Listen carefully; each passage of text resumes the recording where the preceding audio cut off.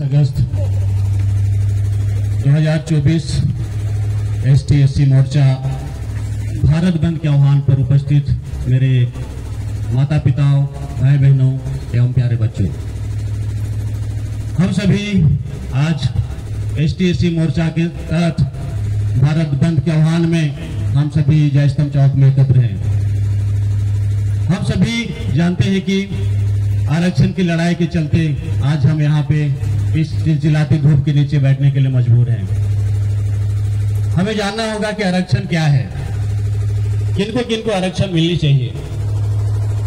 आरक्षण की लड़ाई बहुत पुरानी है। देश के आजाद होने के पूर्व से ही हमारे कुछ जाति और जनजाति के लोग, जो कि देश में समानता का अधिकार उनको बराबरी के साथ नहीं मिलता था, जिसके कारण शिक्षा में, नौकरी में वे भेदभाव सब महसूस करते थे। हमारे पूर्व विद्वानों ने इस पर स्टडी किया, अध्ययन किया और वे इस देश के कुछ जातियों को अलग अलग खंड में विभाजित किया, जिसमें ST, SC, OBC वर्ग के लोग आते हैं और साथ में अन्य समुदाय के लोग। अब हम सभी जानते हैं कि जो देश में ST, SC समुदाय के जो लोग हैं, वे पारंपरिक जो हमारा व्यवसाय है, खेती बाड़ी है, मजदूरी है, ठेला खींचने का काम करते हैं, कुली का काम करते हैं, जिसके कारण शिक्षा और नौकरी पे समान अधिकार प्राप्त नहीं होता था। उस समानता को लाने के लिए सरकार ने ST, SC, OBC समुदाय के लिए विशेष आरक्षण का प्रावधान लागू किया। ये विगत कई लंबे समय से, जब से आरक्षण का प्रावधान हुआ है, कुछ समय से इस आरक्षण के चलते विभिन्न प्रकार की बातें होने लगी है। हमारे कुछ विद्वान कहते हैं कि आरक्षण की वजह से देश बर्बाद हो रहा है। आप सभी के सामने अभी मैं कुछ बातों को रखूंगा, आप लोगों को पता चलेगा कि देश किसके चलते बर्बाद हो रहा है। यदि आप मानते हैं कि आरक्षण की वजह से देश बर्बाद हुआ है, तो फिर इन लाइनों को हम आपके समक्ष रख रहे हैं। जो तुम कहो सच, हम जो कहिए झूठ, मुल्क में नफरत सा फैला हुआ पूरा भूचाल मचा डाला है। कुछ बुद्धिमान कहते हैं कि आरक्षण ने देश को बर्बाद कर दिया।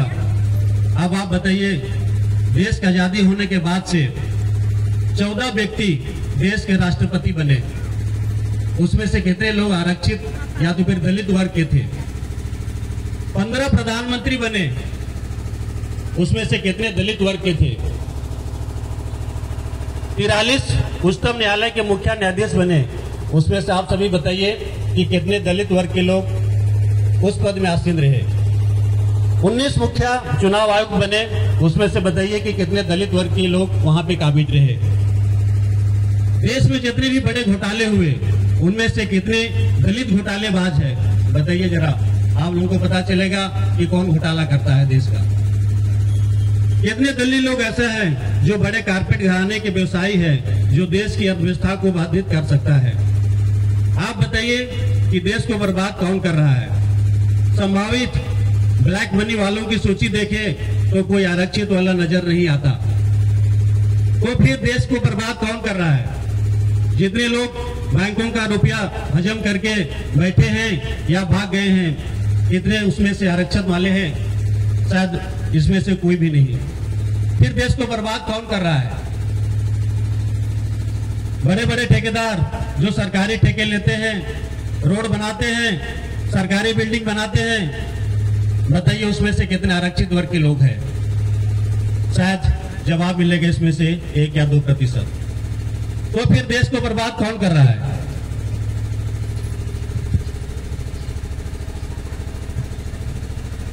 जब ब्लैक मनी की लिस्ट को एक भी रिजर्व कैटेगरी के लोग नहीं है, फिर देश को बर्बाद करने वाले की सूची इस प्रकार से है। देश को रिजर्वेशन बर्बाद नहीं कर रहा है, बल्कि देश को और अन्य लोग बर्बाद कर रहे हैं। कुछ मैं घोटाले की सूची आप सभी के सामने में रखना चाहता हूं। आप सभी को स्पष्ट हो जाएगा कि देश को बर्बाद कौन कर रहा है। बोफोर्स तोप घोटाला, कॉमनवेल्थ घोटाला, आदर्श सोसाइटी घोटाला, सत्यम घोटाला, काला धन घोटाला, स्टाम्प घोटाला, टेलीकॉम घोटाला, शेयर घोटाला, चीनी घोटाला, ऐसे बहुत सारी लंबी सूची है जो इन घोटालों की है। सभी घोटाले क्या आरक्षण प्राप्त लोगों ने किए हैं? बताइए, इनमें से किसी व्यक्ति का नाम दलित वर्ग की सूची में है क्या? फिर देश को बर्बाद किसने किया है? कब तक बेवकूफ बनाते रहेंगे देश को? और हाँ, फिर भी अगर लोग अपने हुनर और काबिलियत से थोड़ा सा आरक्षण का सहारा पाकर क्या कामयाब होने लगे हैं?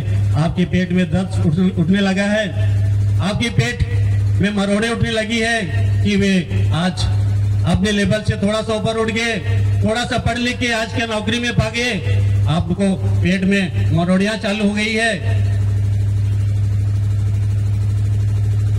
जिनको भी अपने मेरिट पे घमंड है और आरक्षण से परेशानी है, तो वे अपने बच्चों को जरा हमारे दलित वर्ग के लोगों के साथ में बैठा कर देखें, उनके साथ में पढ़ाई करवा के देखें। जिन अभाव में हमारे दलित वर्ग के बच्चे पढ़ाई करते हैं, जिन संसाधनों के अभाव में हमारे बच्चे पढ़ाई करते हैं, उनके साथ में कंपटीशन करा के देखिए, तब पता चलेगा कि आरक्षण किसको मिलना चाहिए। वे बच्चे जो हमारे आज गाँव में, खेतों में, कस्बों में, गली मोहल्लों में पढ़ाई करते हैं, और आज शहरों के बच्चे संपूर्ण संसाधन के साथ में पढ़ाई करते हैं, और आज बोलते हैं वे कि उन्हें आरक्षण की सीट नहीं मिलनी चाहिए। बताइए, क्या आप आरक्षण की लड़ाई में हमारे साथ हैं? इस प्रकार से कुछ तथाकथित उस वर्ग के लोग जिसको भेदभाव बोलते हैं वे कि हम भेदभाव नहीं करते हैं, वे अगर भेदभाव नहीं करते हैं तो उनसे एक ही सवाल है, क्या वे अपने बेटे रोटी का रिश्ता हमारे दलित वर्ग के साथ में करेंगे? क्या वे इस जाति धर्म की बंधनों को तोड़कर वे हमारी बेटी जाति के साथ में रिश्ता करेंगे? अगर नहीं तो मैं बोलता हूं अभी आरक्षण खत्म नहीं होना चाहिए, अभी आरक्षण की खत्म नहीं होना चाहिए। इस प्रकार से हमारे देश में जो ब्लैक मनी लिस्टेड है, मैं सोचता हूं कि कहीं भी दलित वर्ग के लोग की सूची इसमें नहीं है। अब आरक्षण के साथ में 1 अगस्त 2024 को एक डिसीजन आता है सुप्रीम कोर्ट का, क्रीमी लेयर के अंदर में उप वर्गीकरण।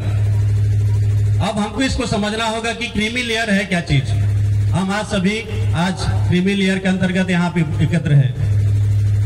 क्रीमी लेयर का एक साधारण शब्दों में अगर आप लोगों को बताना चाहूं मैं, क्रीम केक जो होता है, केक हम सभी खाते हैं, केक के ऊपर में एक अलग से परत बनता है क्रीम, जिसको हम लोग लेयर कहते हैं। अगर उस लेयर को निकाल दें तो अंदर में सिर्फ केक बचेगा। उसी प्रकार से सरकार का कहना है,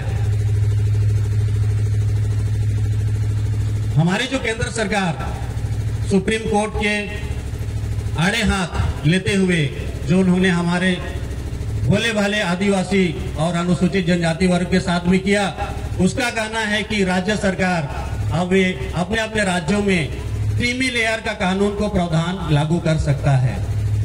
अब एक क्रीमी लेयर है क्या चीज? क्रीमी लेयर का मतलब है हम जितने भी अनुसूचित जाति, अनुसूचित जनजाति वर्ग के लोग जो पढ़ लिख कर हम थोड़ा सा समाज में थोड़ा सा ऊपर आ गए, मतलब एक आंकड़ा बताऊं मैं आपको, हम पढ़ लिख के मान के चलिए सालाना इनकम हमारा 8 लाख प्लस होता है, 8 लाख प्लस होता है, हम क्रीमी लेयर कानून के तहत हम बंद जाएंगे। हम आदिवासी तो रहेंगे, हम अनुसूचित जाति के वर्ग में तो रहेंगे, लेकिन हमारा परिवार अनुसूचित जाति जनजाति का जो लाभ है उसे हम नहीं ले सकते। इसी प्रकार हम आज जो प्रत्येक जगह में हमारे कुछ पंच है, सरपंच है, बीडीसी है, डीडीसी है, एक बार अगर हम जनप्रतिनिधि बन जाते हैं, उसके बाद में हमारा परिवार का कोई भी सदस्य जनप्रतिनिधि नहीं बन सकता है। ये है क्रीमी लेयर। हमारे साथ में हमारे बहुत से गांव में अभी भी देखने को मिलेगा कि हम बड़े खाते में अभी भी काबिज है, जो हम भाई बंटवारा निखे करोला में बार बार कहल सरकार में भी कहल कि बंटवारा करो, लेकिन अभी तक हमें भाई बंटवारा नहीं करेल। अभी भी अगर देखो जाए तो 10 एकड़ 20 एकड़ 50 एकड़ जमीन एक तो खाता में सरकार का नजर में दिखो थे। सरकार जमा चीज के तो आंकड़ा में दिखो थे। तो जो परिवार 10 एकड़ से ज्यादा अगर जमीन है वो क्रीमी लेयर कानून के अंतर्गत आ जाएगा। इस क्रीमी लेयर कानून के अंतर्गत बहुत सारा कंडिका है जो कि हमारे एसटी एससी विरोधी कानून बना हुआ है। इसमें से आखिर क्या होगा? हमारे जनजातीय समुदाय में, एससी समुदाय में 2 भागों में विभाजन हो जाएगा। जिस प्रकार से ओबीसी समुदाय को क्रीमी लेयर के कानून में बांट दिया, आज वे लगभग आरक्षण से वंचित हो गए हैं। सरकार चाहती है कि एसटी एससी का आरक्षण ही खत्म हो जाए। उसी उद्देश्य से वे छाट कर हमें छोटे छोटे टुकड़ों में बांटकर हमें आरक्षण को खत्म करने की साजिश है ये। अब हम देखते हैं कि ये उपवर्गीकरण क्या है। उपवर्गीकरण क्रीमी लेयर का ही एक छोटा रूप है। क्रीमी लेयर के अंदर में ही एक छोटा रूप है। उपवर्गीकरण का मतलब ये है कि हम जो पढ़ लिख के ऊपर आ गए, क्रीमी लेयर से के रडार में हम आ गए। अब जो हमारा निचला तबका जो आज तक हमारे आरक्षण का लाभ नहीं ले सके हैं, वे छात्रवृत्ति, स्कॉलरशिप, जनप्रतिनिधि, नौकरी में अगर वे अभी तक लाभ नहीं ले पाए हैं, हमारे जो कोटे हैं, हमारा जो कोटा है उन्हें दिया जाएगा। लेकिन हमारा रोष इसमें है, छत्तीसगढ़ में ऑलरेडी पहले से क्रीमी लेयर का कानून लागू हो चुका है। लेकिन हम सभी जानते हैं कि जिस प्रकार अनुसूचित जनजाति में पहाड़ी कोरवा, बिरहोर, कमार, अबो झमाड़िया और बैगा जाति के लोगों के लिए विशेष आरक्षित सीट होती है। तकलीफ यहाँ पर है कि मान के चलिए, एक उदाहरण बता रहा हूं मैं आपको। किसी भी भर्ती में मान के चलिए एक प्रोफेसर की भर्ती निकालती है सरकार, जिसमें 10 सीट रहती है। 10 में 6 आरक्षित वर्ग के लोग रहते हैं। अब उस आरक्षित वर्ग में से 2 सीट हमारे उस क्रीमी लेयर के अंतर्गत जो निचले तबका है उसके लिए विशेष प्रावधान दिया जाता है इन्हें, जो कि पहाड़ी कोरवा, बिरहोर, कमार, अबो झमाड़िया और बैगा जनजातियों के लिए। अब हम सभी जानते हैं कि ये जनजाति आज बहुत पिछड़ी हुई है। आज अगर सरकार के पास में देखें तो कंपटीशन है, वे हमारे साथ में कंपटीशन फाइट कर ही नहीं सकते। तब की स्थिति में हो क्या रहा है, जब वो विशेष पिछड़ी जनजाति वर्ग के जो सीट है जो रिक्त चला जा रहा है, वे हमारा जो हमारे रोटी के अंश हम उसको दिए हुए थे, और रोटी जब वो खा नहीं पा रहे हैं, और रोटी किनको मिलना चाहिए? हमको मिलना चाहिए था, अनुसूचित जनजाति वर्ग को मिलना चाहिए था। लेकिन वो रोटी हमें ना मिलके किसी दूसरे को मिल रहा है। तकलीफ यहाँ पर है भाई, हमारा 6 रोटी था, 6 रोटी में 2 रोटी आप उन्हें दे दिए, वे रोटी नहीं खा पाए, कोई बात नहीं, आप हमसे छीन के लिए तुमसे, और रोटी जब वो नहीं खा पाए वो रोटी हमें मिलना था ना। समझ में आ रहा है आप लोगों को? लेकिन वो रोटी जा रहा है किसी और के पास में। तकलीफ यहां पर है। तो इस प्रकार से क्रीमी लेयर एवं उपवर्गीकरण का जो खेल सरकार हमारे साथ में खेल रही है, हमारी मांग है कि सरकार तत्काल इस पर संसद बुलाए और अध्यादेश पारित करे और इस क्रीमी लेयर कानून को वापस ले। और हमारा मांग है संविधान की नवी सूची में इस आरक्षण को शामिल करना है।